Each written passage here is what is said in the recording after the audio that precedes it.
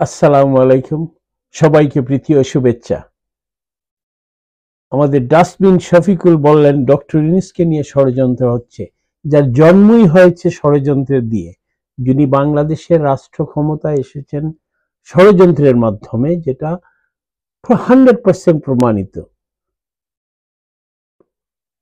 আমাদের ভাগ্য ভালো, ডোনাল্ড ট্রাম্প নির্বাচনে নির্বাচিত হওয়ার কারণে আজ সবকিছু ধীরে ধীরে সমস্ত তাদের যে আমেরিকান ডিপ স্টেট বাইডেন প্রশাসনের আন্ডারে যে যে ষড়যন্ত্রটা করেছিল তার প্রতিটা স্টেপ আমরা we know it is written document. আপনারা চাইলে সব আপনারা পাবেন, এভরিথিং ইজ ইন অনলাইন নাও। যাই হোক, এর আগে একটু বাংলাদেশের বর্তমান অবস্থায় এই ব্যাপারটা পরে আসতেছি। উনি কেন বললেন ষড়যন্ত্র হচ্ছে, আর বর্তমানে কি বাংলাদেশে কি চলতেছে সবাই তো জানেন। আমরা দেখি কয়েকটা ভিডিও আছে এখানে, শর্ট 2-3টা ভিডিও।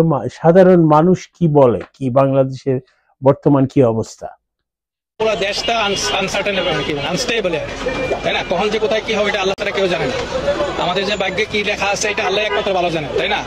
দেশে যে কখন কোথায় যেটা, দেশে কেউ এখন আর নিরাপদ নাই। দেশের বর্তমানে এখন আমরা কেউ নিরাপদ নাই। আপনি বয়স্ক কথা বলেন, যারা মুক্তিযুদ্ধ দেখছে তারা বলেন, আর যারা আপনারা ইয়াং যে আছেন যারা দেখেন নাই তারা বলেন, সবাই একই অবস্থা। কথা বলছেন, জিনিসপত্রের দাম থেকে আরম্ভ করে আমরা যে অবস্থায় আছি এটা একমাত্র আল্লাহ যদি আমাদেরকে রক্ষা করেন, আল্লাহ যদি আমাদেরকে সহায় করেন, বুঝছেন, তাইলে যদি আমরা দেশ বাঁচতে। এখন দেশের অবস্থা যেটা, তাই না, দেশের যেটা আমরা মনে করেন যেটা 24 আমরা স্বাধীনতা এটা সম্পূর্ণ ভুল, ইতিহাসকে বিকৃত করার অবস্থা, তাই না? আমরা ইতিহাস সবসময় দুনিয়ার কোনো শক্তি নাই যে ইতিহাসকে বিকৃত করতে পারে, তাই না? বাংলাদেশে আমরা স্বাধীনতা দেখছি, কথা বলছেন। আমার লাইফে আমি 1970 দেশে 71 সালে স্বাধীন হয়েছে। আমি 78 সালে দেশের বাইরে যাই। আমি দেশের বাইরে যখন যাই তখন আমি দেখি যে পাকিস্তানে with bag and baggage with whole family they are living in outside, বুঝছেন। আমার মতো সাধারণ লোক দেশের বাইরে গিয়ে আমরা টাকা আর্ন করতে পারবো, এটা আমাদের কল্পনার বাইরে ছিল। আমার মতন সাধারণ লোক আমরা প্লেনে উঠতে পারবো, এটা আমাদের দেশের আমরা কল্পনার বাইরে ছিল, তাই না? দেশের যে স্বাধীনতা যে কি জিনিস একমাত্র আমাদের যারা মুক্তিযুদ্ধ করছে, যারা আমাদের মতন বয়স আছে তাদেরকে জিজ্ঞাসা করবেন, প্রকৃতপক্ষে আপনি সঠিক তথ্যটা পাবেন, সঠিকভাবে আপনারা জানতে পারবেন, তাই না? আর আপনারা এখন ইয়াং আপনাদের দেশের ভবিষ্যৎ, আপনাদেরকে ইতিহাস শুনতে হবে, ইতিহাস জানতে হবে। ইতিহাস জেনে তারপরে আপনার কথা কমে, দেশটা আপনার আমার সবার, দেশ আমাদের মা, তাই না? আপনার মাকে যদি দেশকে এইখানে যে আপনি দাঁড়ায় আছেন, আমি যে দাঁড়ায় আছি কথা বলতেছি, এই স্বাধীনতা কিন্তু কোথাও নাই, তাই না? পৃথিবীর যে কোনো দেশে গিয়ে আপনি ইচ্ছে করলে যখন যা খুশি তা করতে পারবেন না। এই দেশে আপনি করতে পারতেছেন, যেহেতু আপনার এই দেশের জন্ম, আপনি দেশে যেহেতু স্বাধীন দেশ, সেই জন্য করতে পারতেছেন।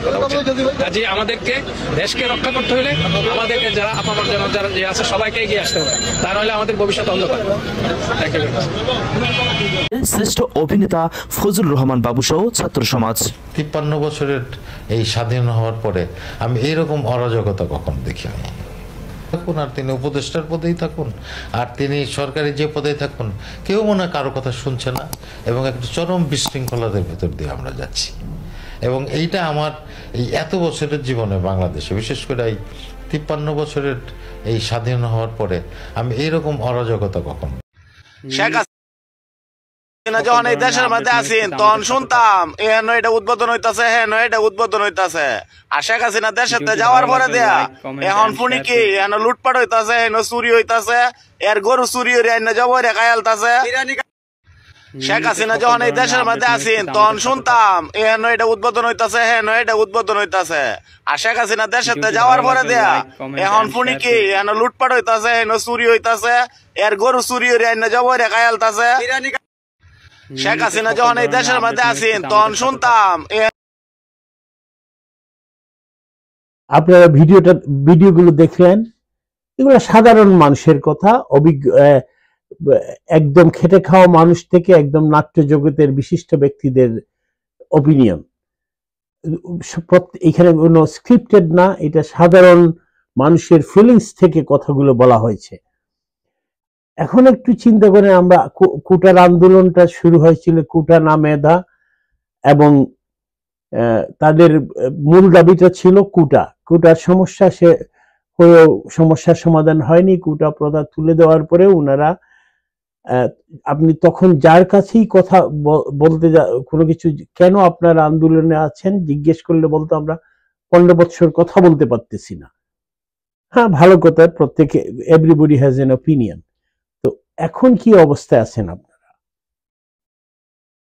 বর্তমান অবস্থায় ইউনূস দিশাহারা অর্থনৈতিকভাবে, কারণ উনাকে এই কোটা আন্দোলনটাই ছিল আমেরিকান ডিপ স্টেটের, ইউএসএইড এর ফান্ডেড আইআরএ এনআরআই ধারা ঘটানো কাজ।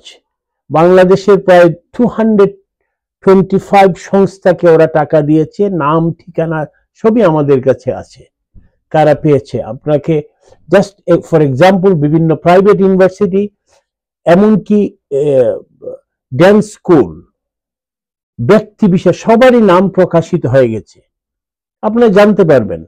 তো যে সংস্থাটা, যে ইউএসএইড, এই এইডের মাধ্যমে বিভিন্ন জায়গায় টাকাটা দেওয়া, সেই ইউএসএইড বন্ধ। বাংলাদেশ থেকে প্রায়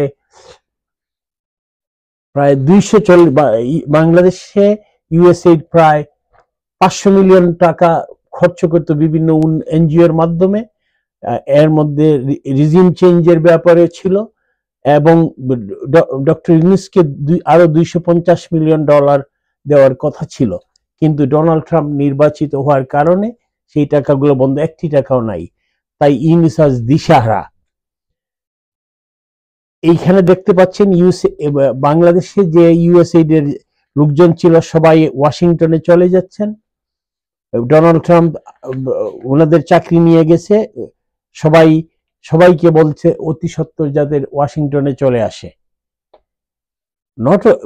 উনি প্রথমে সার্কুলার উনি বলেছে 90 ডেজ, কিন্তু আপনারা যদি এই ছবিতে দেখেন, মেইন অফিসের সাইনবোর্ড খুলে নেওয়া হয়েছে এবং এই লিস্টটা অন্য একটা ডিপার্টমেন্ট, বর্ডার সিকিউরিটি ফোর্সকে দেওয়া হয়েছে। এর অর্থ there will be no more USAID. তাই কোন এনজিও বাংলাদেশে অনলি ইউরোপিয়ান থাকতে পারে? আই ডোন্ট থিঙ্ক সো, কারণ সবাই আমেরিকাকে ফলো করে। এই এনজিওদের অবস্থা খুবই খারাপ।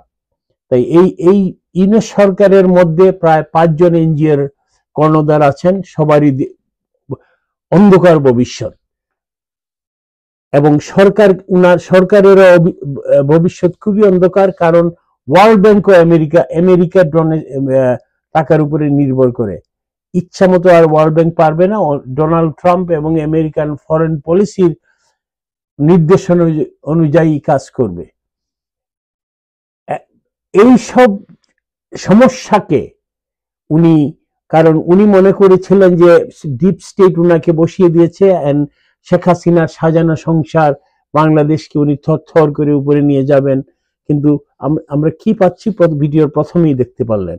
এই জন্যই উনি আজ শুরু করেছেন, বঙ্গবন্ধুর বাড়িটা ভাঙলেন, সাথে আরো 100 বাংলাদেশি আওয়ামী লীগের নেতাদের বাড়িঘরকে বুলডোজার চালালেন।